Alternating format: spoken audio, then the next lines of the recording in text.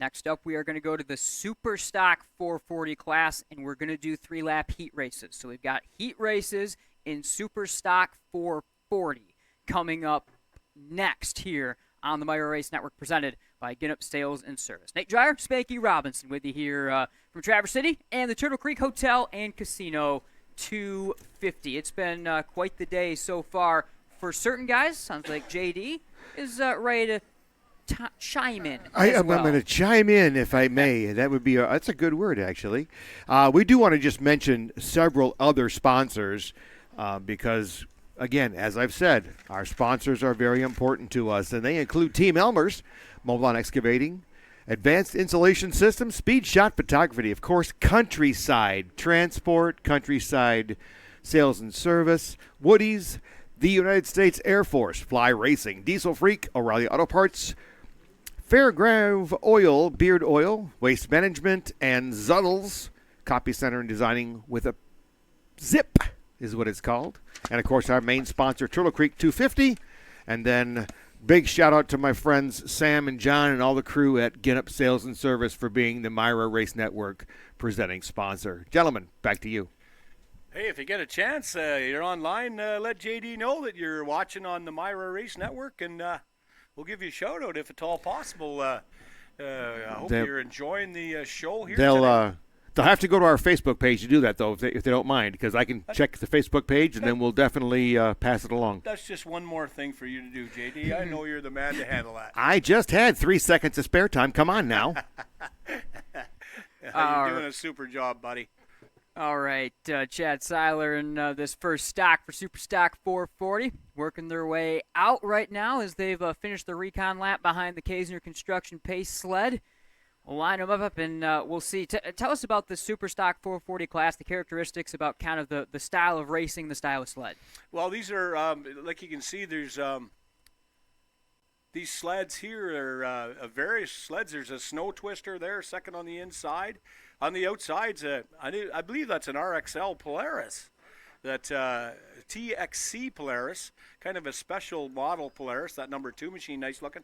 There's a great looking Yamaha. That was a SS 440R Yamaha, the number 00 sled, I should say. These sleds, as you can see, they have springs, no independent front suspension, spring front ends on these sleds. All right, to the advanced installation start-finish. O'Reilly Auto Parts green flag on the way. 3 laps, we go heats.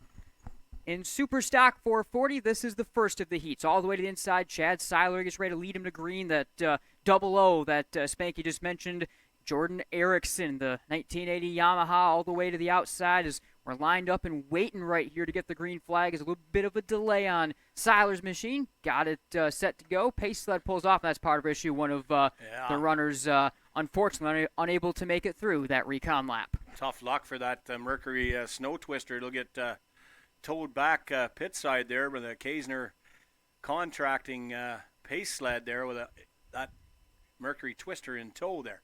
Did we get a number on that gray Polaris in the middle? Tough to see. I believe possibly a 191 on that one. That's 174. Peyton Grifford. The green flag is out, and it's Grifford jumping right away to the outside. Then inside run here from Chad Seiler. He'll take the advantage, chased down by Jordan Erickson. And there's a big slip out of Grifford, and we'll go head-to-head here as Jordan Erickson slides to the inside of Grifford into the third turn. Nice pass, but Grifford will come back on the outside and grab that lead right back in that TXC Polaris, the number 2. Here they come to complete lap 1 off 4. Seiler started on the inside. He was able to get a good jump, lost the lead. Whoa, that was a big moment right there for Jordan Erickson, able to hang on to it. And you can see he's got to wipe some snow and correct himself, and that's going to allow on the second lap Chad Seiler to scamper away a little bit down the backstretch. Yeah, he crossed over. Vision was a problem there. He ate a lot of water there, but he gathered it back up as he tries to close now. He'll come along as he closes the gap here as they come into turn 3, Nate. Erickson's got a good run. The runner out of Fife Lake, Michigan, closing all the way to the inside, wrestling that 00 across the white flag stripe, presented by O'Reilly Auto Parts. The lead goes to Seiler. Chasing him is Jordan Erickson. Erickson, he can see what might be the good line as he's in second, but you can see the leader wondering how close is he up him now as they down the back straightaway to complete yet another lap here. Big run around the outside, sending it. Here is Erickson. Let's see if he can hang on to it. Right nip and tuck behind Chad Seiler. Seiler the outside. The run for Erickson at the stripe. It's close. It looked like the 00 had the run. You couldn't. He didn't know where that sled was. You seen him look to his right, and the sled actually on the inside on that Yamaha made the move. So we'll have to wait and see who will get the checker. That was pretty much dead even when they come across the line there. I don't know exactly where that line is, Nate, but that was a heck of a finish. Yeah, Erickson had the run regardless. They'll get a chance to do it again in the final. This is just a heat race here for Super Stock 440, but quite the battle right there. As Wow. Jordan Erickson was able to set him up, make it happen, and the two combatants will definitely have a fist pump right there. That had to have been a ton of fun to run head to tail like that. That was a great race for sure. Both riders pretty happy with what went down right there as they motioned for the crew to bring the ski skins out and protect those carbide runners as they go take them back pit side. So we continue to march on here. Good job by the officials and the track crew to go to work on this track, and looks like some hot dogs on the stand in behind there, Nate. The fans enjoying a good time back there. I think we should head down over there. It looks like there's a couple extra dogs on that table for us. Sounds good.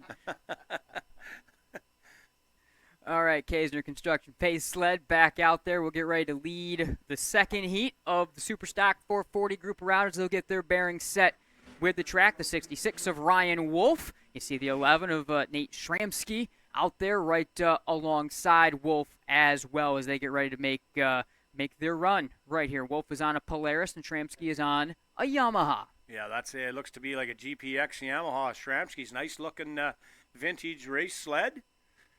That third one in line there, I'm thinking that's a Polaris. It is Polaris Number TX. 12. Yep, Number 12. for John Booth out of Cedarville, Michigan, 1978 Polaris. Have a good look at that sled as he's working his way around, getting ready to go to battle right here in our second heat.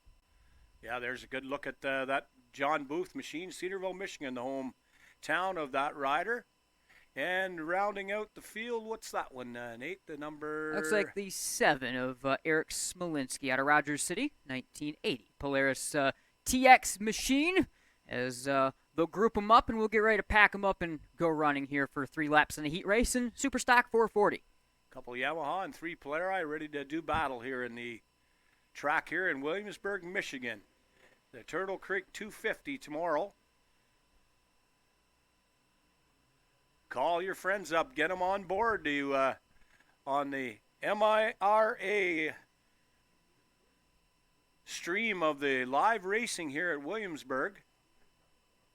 All right, everyone comes into a line at the advanced installation start-finish line. Chief Starter has the O'Reilly Auto Parts green flag ready to go, and we are also ready to go. Second heat, Super Stock 440. On deck right here, we had a great battle between Erickson and Seiler last time. Let's see if we get the same kind of battle over these 3 laps. Your chief starter, Mark Jude, looks over the field. He'll raise the flag. We're underway. Flag down. Big jump coming from Chaz Major in his 1975 Yamaha. He got the first jump. The 66 of Ryan Wolf goes right up his tail to the outside in third. John Booth making the run to the outside. The lead goes to Ryan Wolf. Fighting back on the inside is Major. Wow, Major, I don't know what happened, but he got back on the gas and grabbed the lead back. I think is that Booth on the outside as they come off turn 4 to the line. That's Wolf in second. Booth is third as nose to tail the 3 of Chaz Major holding the lead, looking just to the inside. Ryan Wolf in to the second corner. Let's see if Wolf can make the move here. He made it last time, couldn't fully hang on. Right along the inside lane, Ryan Wolf gets the spot. I am told we are going yellow as something on the race course here. As for now, they continue to run, and here it is. We've got a stranded sled. One sled down on the just off that turn 4 area. Looks like one of the Polaris. Is that the number 12 machine? Potentially is. We'll have to get a little bit better look at it before we can positively. Boy, that was quite a battle at the front. The Yamaha and the Polaris. That I believe an RXL Polaris. Yeah, and it was interesting because they both definitely had their place on the track, and it is the 12 of John Booth, and that 78 Polaris is stranded. But whoa, we're still racing here as I don't think they've seen it. Okay, so the announcement now is that Nate Schramsky is the winner. We were told the caution flag was coming out, but I guess Apparently they kept running, and Schramsky, who was deep in the field, winds up getting the win. So I don't know if the leaders backed off as well because the yellow call came in, but Schramsky is going to be the call over the radio is awarded the win. there's Schramsky right there on that vintage Yamaha right there, the number 11.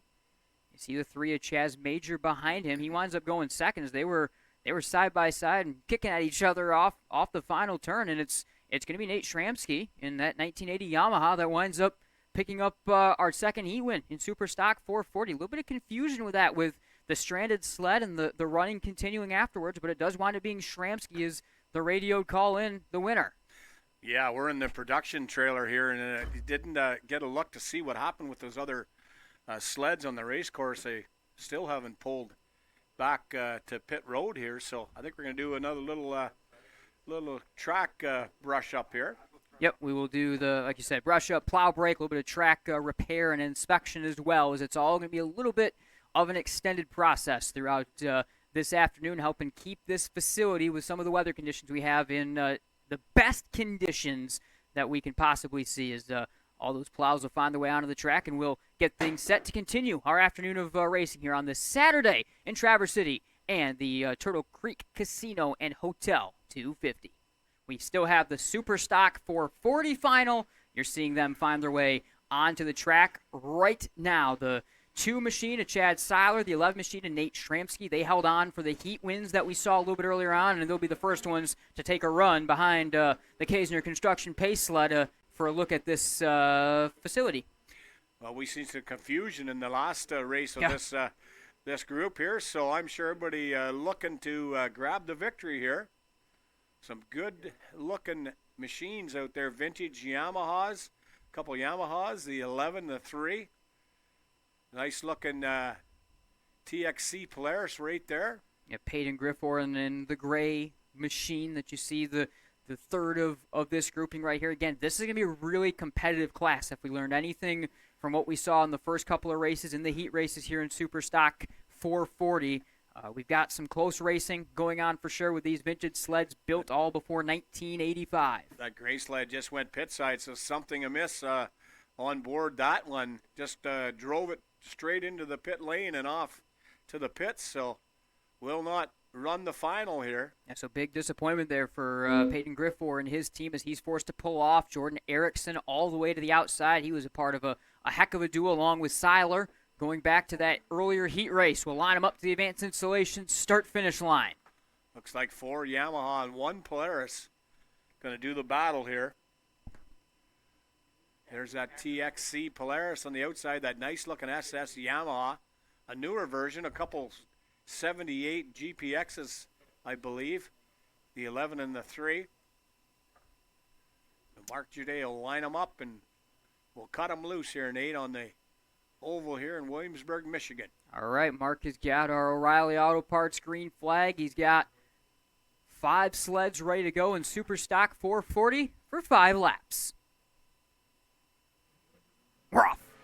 Green in the air, some sliding all the way around there from the middle lane. It's Chaz Major who's able to jump and take the advantage early. Following him along is that 2 of Seiler as well. Yeah, nice start for Major, but 2, the Seiler right there. Took a little peek on the inside, but 1 machine over now on the back straightaway. Yeah, red is out, and that is Jordan Erickson out of Fife Lake that takes the tumble right there in the second turn, so we'll have to get a chance to re-rack and reset things right here as Erickson gets things right on the 00, and he'll find his way back towards the start of this one. We'll restart things again, but now we've gotten a first look at it. The big jump coming from Major, who is very strong in his heat race. Seiler chasing him down. If Major can continue the speed that he had in his heat race, and remember, he was in kind of that odd heat race with some of the yellow, some of the confusion.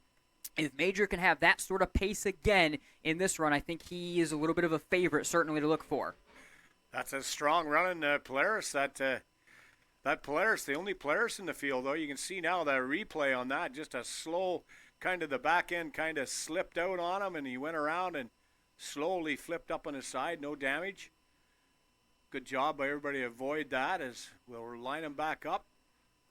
All right, again, Mark Jade will get things set. We'll now have the 5 sleds ready to go again. Again, 5 laps here, Super Stock 440 final this afternoon here in Williamsburg and the Turtle Creek Hotel and Casino 250. Green is out, and we're running. Seiler gets the first jump this time, but the run from behind coming from Chaz Major. Seiler has the lead off the second turn as Major tries to hunt him down. Third place lurking there is Nate Shramsky, the winner of the second heat. A big run for Major down the backstretch. He'll set sail after Seiler into the third. Seiler fends it off on the entrance of 3. Boy, that Yamaha is fast on the straightaway. He pulled right up there, but Seiler able to hold him off turn 4 to the line to complete lap 1.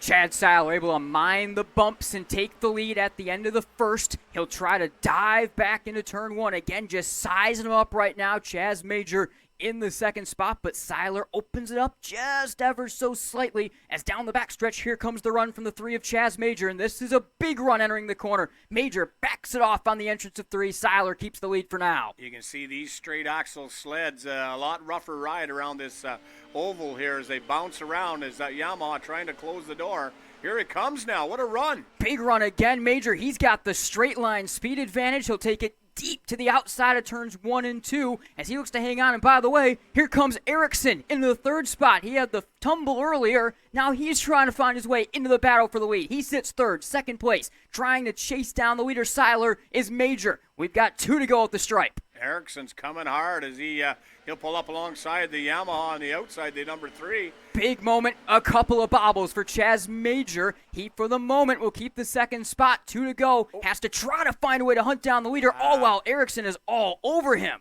He just squeaked it by on the inside, just about contact there, but he'll stay away now. He'll take a look on the outside now.